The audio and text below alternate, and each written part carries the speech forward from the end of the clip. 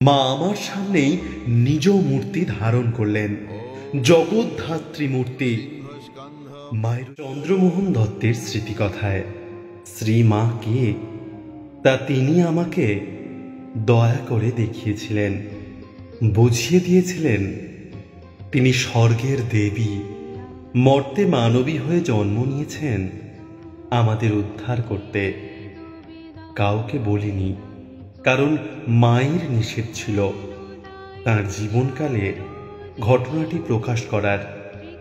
ঘটনাটি হলো, শ্রীমা যখন জয়রামবাটিতে যেতেন তখন কখনো কখনো আমাকেও সঙ্গে নিয়ে যেতেন।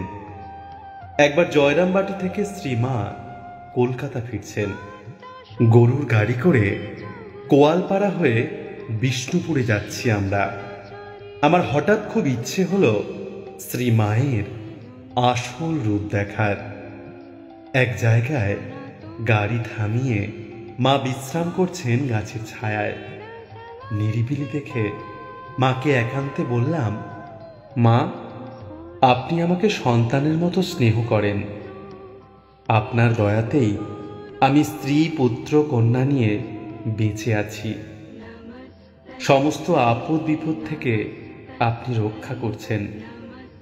তবুও আমার একটা অতৃপ্ত বাসনা আছে মা। সেই বাসনা আপনি যদি পূরণ করে দেন তাহলে আমার মনস্কামনা 16 কলায় পূর্ণ হয়। শ্রীমা বাসনাটি জানতে চাইলেন। বললাম, মা, আপনার আসল রূপ দেখাই আমার শেষ বাসনা। মা কিছুতেই রাজি হলেন না। অনেক আকুতি মিনতি করায় মা রাজি হয়ে অন্যদের বললেন, তোমরা একটু সরে যাও, ওর সঙ্গে আমার একটু কথা আছে।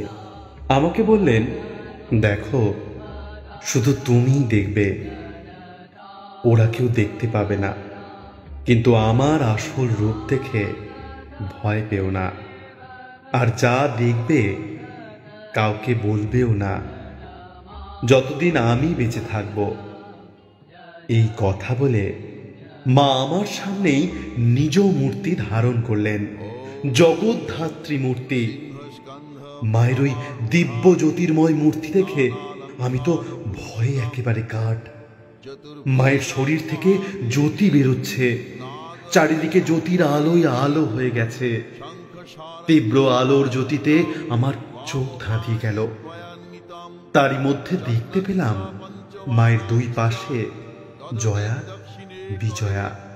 আমার সমস্ত শরীর থরথর করে কাঁপতে লাগলো। কাঁপুনি আর থামে না। স্থির হয়ে দাঁড়াতে পারছি না। মায়ের পায়ে লুটিয়ে পড়লাম। শ্রীমা জগদ্ধাত্রী রূপ সংবরণ করে মানবী হয়ে আমার গায়ে হাত বুলিয়ে দিতে লাগলেন। আস্তে আস্তে আমার কাঁপুনি থামল। স্বাভাবিক হয়ে আসতে মা বললেন, যা দেখলে তা কিন্তু কাউকে বলো না, যতদিন আমি বেঁচে আছি। মাকে জিজ্ঞেস করলাম, আপনার জয়া বিজয়া কারা?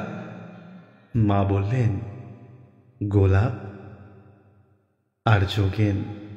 জয় মা, জয় মা জগদ্ধাত্রী।